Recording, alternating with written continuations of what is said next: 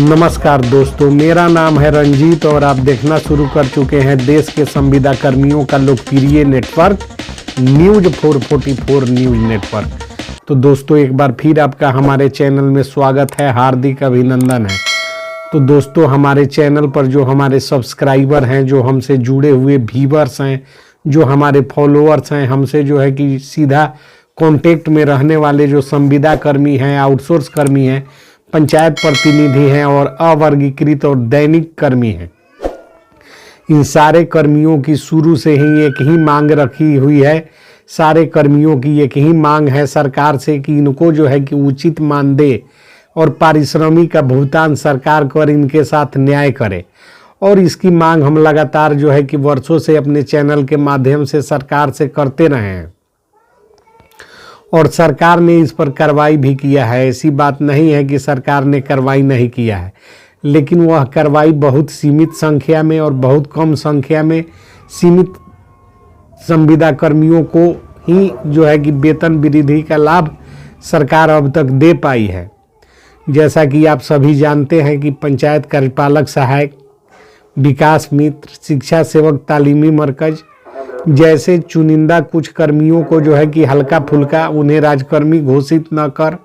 किंतु कम से कम वेतन वृद्धि कर कार्यबोझ भले ही बढ़ाया हो,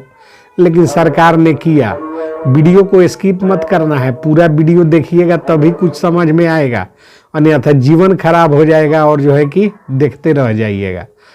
तो सरकार लगातार वादा करती आ रही है, लगातार जो है कि कहती आ रही है कि हम तमाम संविदा पर नियोजित कर्मी, आउटसोर्स कर्मी, दैनिक कर्मियों के वेतन में वृद्धि करेंगे। और यह जो है कि पत्रों के माध्यम से सरकार कहती है, जो पत्र उसके जो है कि वेबसाइटों पर पड़े हुए हैं। और इतना ही नहीं, बार बार जो है कि बिहार सहित देश के अखबारों में भी यह खबर प्रकाशित होती रही है, जो कि सरकार बोलती है कि हम वेतन वृद्धि करेंगे। लेकिन अब देखने में जो बातें सामने आ रही है, चूंकि चुनाव बहुत करीब है और आदर्श आचार संहिता लगने में ज़्यादा समय बाकी नहीं है और सरकार जो है कि कुछ कर नहीं रही है, तो ऐसा प्रतीत हो रहा है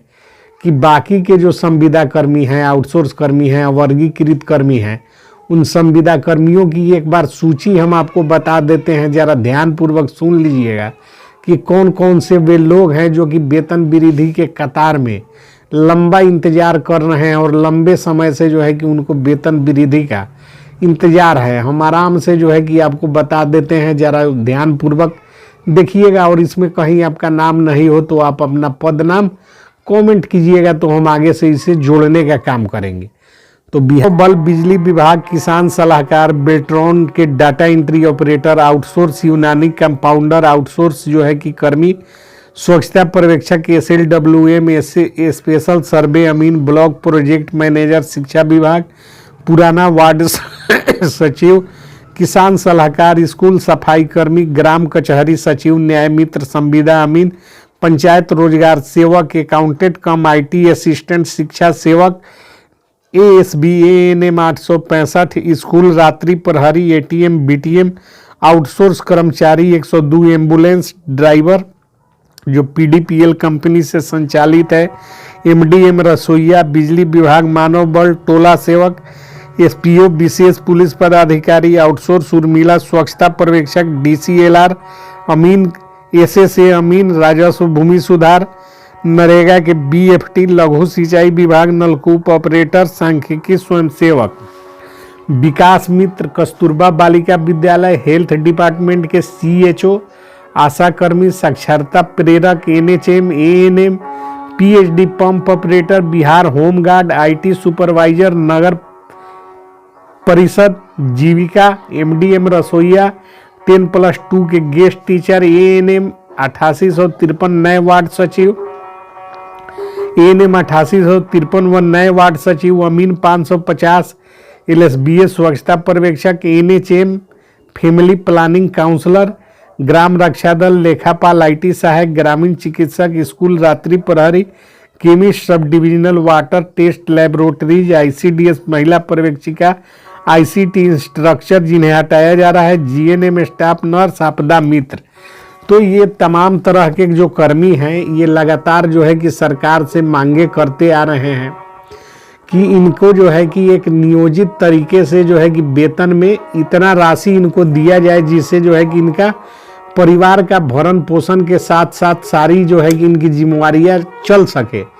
और सरकार ने जो है कि ऐसे कानून भी बनाए थे जिसके तहत जो है कि न्यूनतम मजदूरी की दरों को तय कर दिया गया था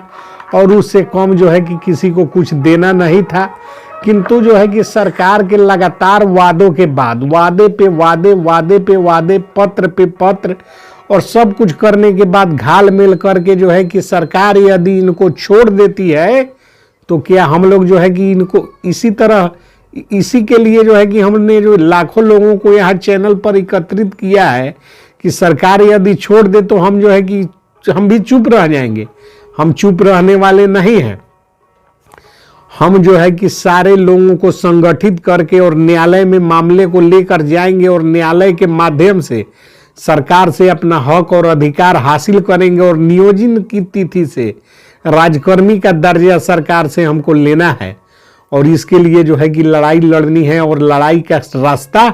थोड़ा कठिन होता है लेकिन उसका फल बहुत मीठा होता है।